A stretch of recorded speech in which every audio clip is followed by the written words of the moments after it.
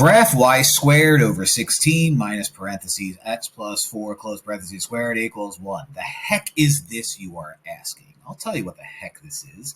This is a conic section with a subtraction in the middle, and you have a y squared and an x blah, blah, blah squared. Whenever you have a y squared over stuff minus x blah, blah, blah squared minus or over stuff, and I'll put it over 1, equals 1, you have yourself a hyperbola in this form.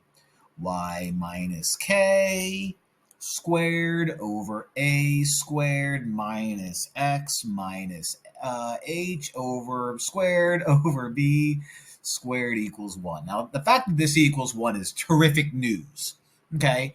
Basically, what I have to do now is I have to compare this guy to this guy and label a few things. Now, keep in mind, this is a hyperbola because of the minus in between. If it was a plus, it'd be an ellipse.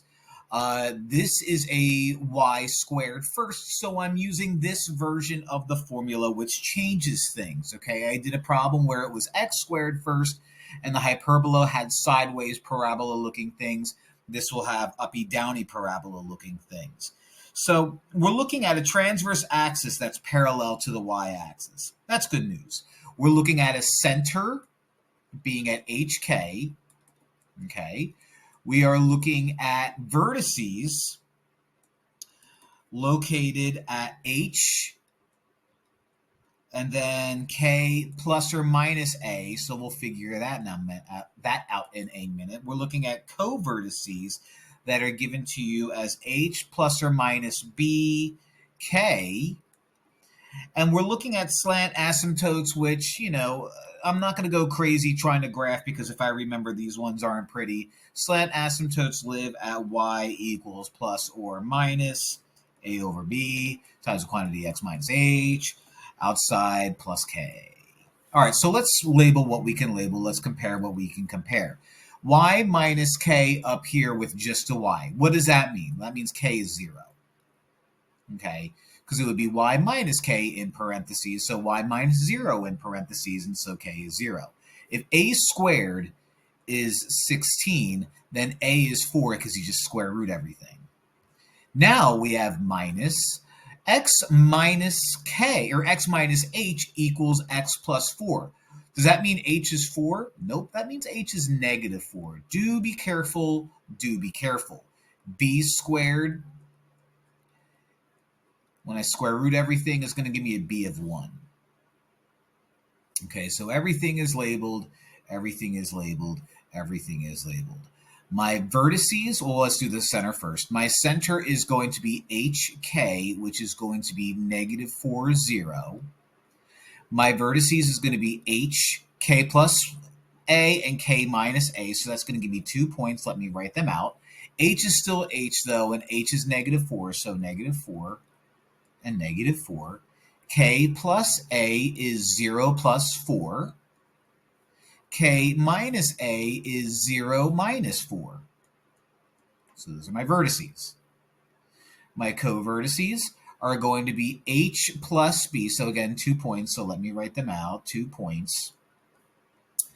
H plus B is negative 4 plus 1, which is negative 3. K is 0. H minus B is going to be negative 4 minus 1, which is negative 5, and K is 0. My slant asymptote is going to be, slant asymptotes is going to be the equation plus or minus A over B, which is 4 over 1, so 4 times the equation x minus h, so x minus negative 4, so x plus 4, close it, and then plus k, which is plus nothing. So if I really wanted to write both of these out, it would be positive 4 times x, positive 4 times positive 4, and the other one would be negative 4 times x, and negative 4 times negative 4. Now, obviously, looking at those numbers, I'm not going to be able to graph them, which makes the vertices, my co-vertices, much more important than my slant asymptotes. Okay, the center is negative 4, 0. There's my center. My my regular vertices are going to be negative 4, 4, and -4, -4. So that's where my hyperbolas are going to open up and down, but the width of these guys are all dependent on the covertices. So we're going to have skinny ones. Covertices are -3, 0, and -5, 0. So -3, 0, and -5, 0. That allows me to draw my box. Okay. Now, the diagonals of my box would be my slant asymptotes, and as you can see from the x or the y intercepts of my slant asymptotes, drawing my slant asymptotes are not going to be fun. So I'm basically just going to draw, the dashed line representing the skinniness of my hyperbolas. The skinniness of my hyperbolas. Right there, those are my dotted lines. And my hyperbolas go through the vertices right here, going up and going down. So I'll draw that out. Oof. So there you have it, a hyperbola where the center is not 0, 0. Gross, but fun.